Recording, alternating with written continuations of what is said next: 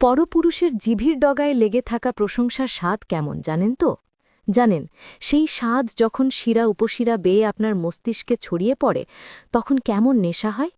এটা এমন এক নেশা যার কাছে পৃথিবীর দামি ব্র্যান্ডের অ্যালকোহলও ফিকে হয়ে যায়।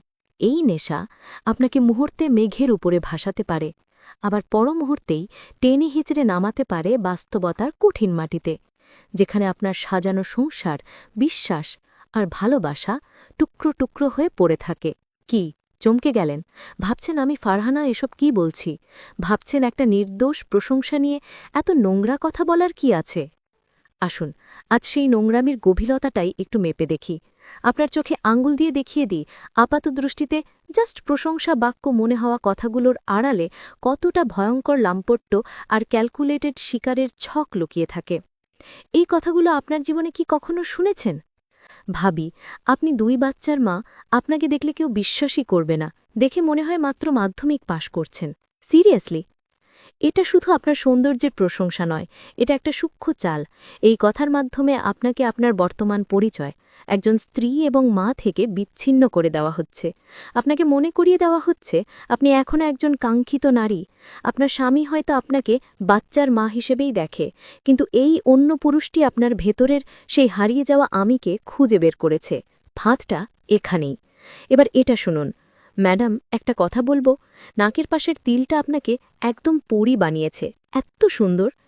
আপনার স্বামী হয়তো আপনার পুরো মুখটাকেই ভালোবাসে, কিন্তু এই পুরুষটি আপনার সৌন্দর্যের এমন এক ক্ষুদ্র অংশকে প্রশংসা করছে যা হয়তো আপনার স্বামী গত 5 বছরেও খেয়াল করেনি। এই নির্দিষ্ট প্রশংসা আপনার মনে স্বামীর বিরুদ্ধে একটা চাপা অভিমান তৈরি করবে।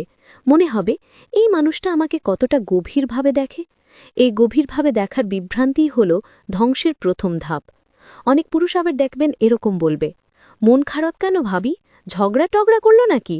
আপনার মতো এরকম একটা মানুষের সাথেও ঝগড়া করা যায়? এটাও একটা নিখুঁত চাল। আপনার এবং আপনার স্বামীর মধ্যকার সামান্য মনোমালিন্যের মুহূর্তে তৃতীয় কেউ এসে যখন আপনাকে নির্দোষ সার্টিফিকেট দেয়, তখন স্বামীর প্রতি আপনার ক্ষোভ বহুগুণ বেড়ে যায়। আপনি ভাবতে শুরু করেন, আমি তো আসলেই ভালো, সমস্যাটা তাহলে ওরই। এই পুরুষটি তখন আপনার কাছে সহানুভূতিশীল বন্ধু হয়ে ওঠে, যে আপনাকে বোঝে। এবার এটা শুনুন, একটা কথা বলি আপু, আপনার কণ্ঠটা এত সুন্দর, টানা 24 ঘণ্টা শুনলেও বোরিং লাগবে না।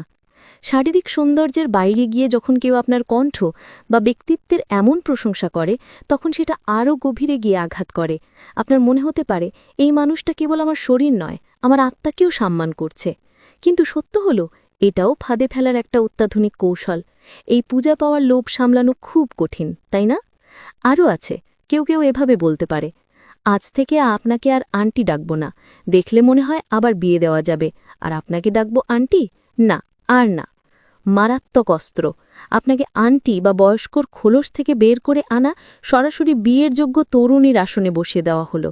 আপনার অবচেতন মন মুহূর্তেই 10 বছর পেছনে চলে যাবে, আর যে পুরুষটি এই ভ্রম তৈরি করল তাকে আপনার জীবনের মূল্যায়নকারী বলে মনে হবে। এবার আসল কথায় আসি, যে পুরুষেরা বিবাহিত নারীদের এভাবে প্রশংসার জালে জড়াতে চায়, তাদের 99.99% উদ্দেশ্য কি? আপনাকে বিয়ে করে সুখে সংসার করা? না, একদমই নয়। তাদের আসল উদ্দেশ্য হল আপনার শরীর ও সঙ্গভোগ করা। তারা কুকুরের মতোই সুযোগের অপেক্ষায় থাকে। তারা জানে একজন বিবাহিত নারী যখন মানসিক বা শারীরিকভাবে অতৃপ্ত থাকে, তখন প্রশংসার কাঙাল হয়ে ওঠে। আর এই দুর্বলতার সুযোগ নেওয়াটা তাদের জন্য সবচেয়ে সহজ। তারা আপনাকে বিয়ে করবে না, কারণ তারা কোনো দায়িত্ব নিতে চায় না। তাদের লক্ষ্য হল রেডিমেড ফল খাওয়া। সোজা কথায়, যতদিন খাওয়া যায় ততদিনই আপনার কদর। যে নারী তার স্বামীকে প্রচণ্ড ভালোবাসত, সেও যখন দিনের পর দিন বাইরের কোনো পুরুষের মুখে নিজের এমন খুঁটিবাটি প্রশংসা শোনে, তখন তার ভাবনার জগতে ঝড় ওঠে। সে ভাবতে শুরু করে, আমার স্বামী তো আমাকে ভালোবাসে, কিন্তু ও তো কোনোদিন আমার কপালের টিপটা নিয়ে এমন করে কিছু বলেনি। বাইরের ওই লোকটি আমার ভেতরের সৌন্দর্যকে সম্মান করে। এই ভাবনাগুলোই হলো বিষ। এই বিষাক্ত ভাবনা থেকে জন্ম নেয় দাম্পত্য কলহ। যে অভাবটা আসলে ছিলই না, সেটা তৈরি হলে দেওয়া হয়েছে বাইরে থেকে। এরপর শুরু হয় গোপন চ্যাটিং, লুকিয়ে দেখা করা এবং অবশেষে পরকীয়া। আমি জানি প্রশংসা শুনতে সবারই ভালো লাগে, কিন্তু আপনাকে বুঝতে হবে কোনটা নির্দোষ প্রশংসা আর কোনটা উদ্দেশ্য প্রণোদিত টোপ। যে পুরুষ আপনার সৌন্দর্যের প্রশংসা করার জন্য সুযোগ খুঁজে বেড়ায়, আপনার দাম্পত্যের খুঁটিনাটি জানতে চায়, সে কখনো আপনার বন্ধু হতে পারে না। সে একজন শিকারী। একই কথা পুরুষদের ক্ষেত্রেও প্রযোজ্য, ফাঁদ দুই দিক থেকেই হতে পারে।